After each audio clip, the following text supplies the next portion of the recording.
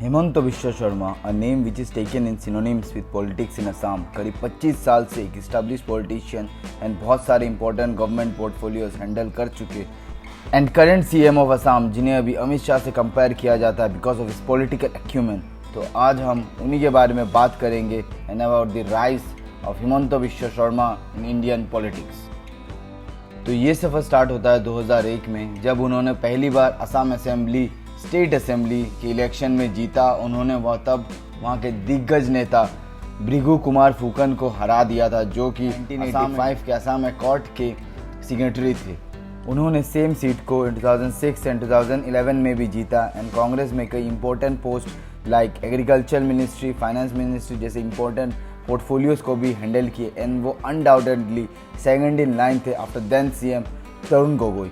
But after 2000 election as usual Congress में nepotism के कारण तरुण गोगोई ने एक कैपेबल लीडर को ना प्रमोट करके अपने बेटे अखिल गोगोई को प्रमोट करने की कोशिश की, जिसके कारण हेमंत बिश्व शर्मा डिससेटिस्फाइड हो गए कांग्रेस से एंड उन्होंने ये हाई कमान को, जो कि राहुल गांधी एंड सोनिया गांधी थे तब से और अभी भी वही है, तो उनको बताने की कोशिश की। उन्होंने कई बार दिल्ली जाके उनसे मीट करने की कोशिश की, बट राहुल गांधी ने कभी इतना इंपॉर्टेंस ही नहीं दिया असम पॉलिटिक्स को, क्योंकि for them north east and Assam was an old part of India, जो कि एक जंगल है। वो लोग कभी इसको ज़्यादा इंपॉर्टेंस देते नहीं थे। ये सब देखते हुए हेमंत बिश्व शर्मा ने 2013 में अमित शाह के घर जाके उनका बीजेपी के पार्टी को ज्वाइन कर लिया एंड उसके कारण कांग्रेस का असम से बल्कि नॉर्थ ईस्ट से ही ऑलमोस्ट सफाया हो चुका है।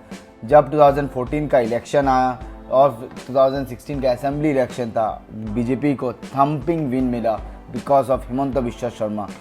After his coming to the BJP party he was made state convener, और इसके ऊपर जैसे नेशनल लेवल पे बीजेपी का अलायंस है नेशनल डेमोक्रेटिक अलायंस, तो उन्होंने उसी के तर्ज पे नॉर्थ ईस्ट को इम्पोर्टेंस देते हुए नॉर्थ ईस्ट के लिए एक अलग अलायंस बनाया, जिसे कहा जाता है नॉर्थ ईस्ट डेमोक्रेटिक अलायंस।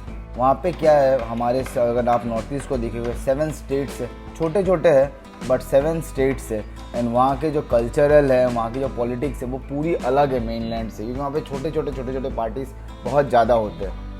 तो हेमंत बिश्व शर्मा ने उन सब को एक साथ ला के एंड आप अगर अभी देखोगे पूरे ही नॉर्थ ईस्ट में ओनली एंड ओनली बीजेपी का ही गवर्नमेंट है, या तो बीजेपी के खुद का गवर्नमेंट है like in Assam and Tripura, या फिर उनके ही किसी अलायंस पार्टी के साथ मिल के उन्होंने गवर्नमेंट वहाँ पे फॉर्म किया। 2016 में जब बीजेपी गवर्नमेंट ने अपना पहला गवर्नमेंट बनाया वहाँ पे, तब सर्बानंद सोनोवाल को सीएम बनाया गया एंड बट बैकडोर में हेमंत बिश्व शर्मा ही वहाँ के सबसे इम्पॉर्टेंट लीडर थे।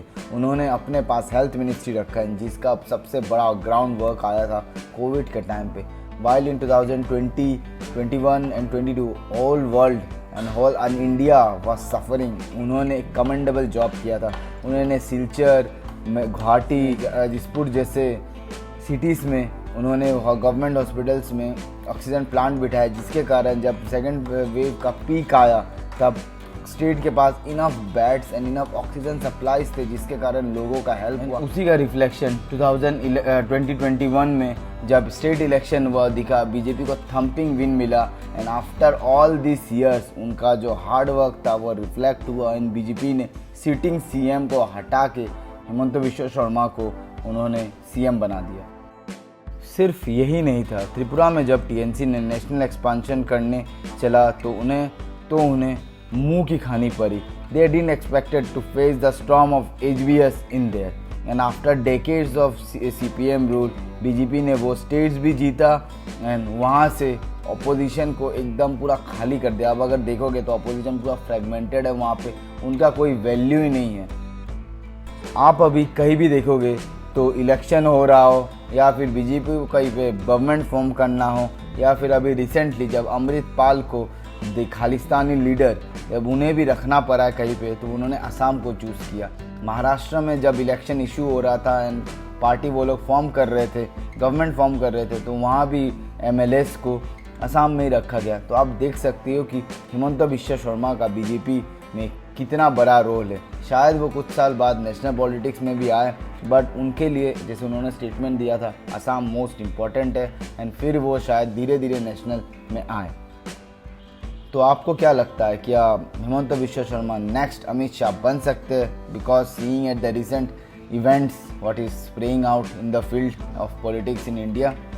तो ये बात मुझे ज़रूर इन कमेंट सेक्शन बताएं, और आपको अगर कुछ अच्छा लगा वीडियो में तो वीडियो को प्लीज़ ज़रूर लाइक करें। Thanks guys, thanks for liking the video.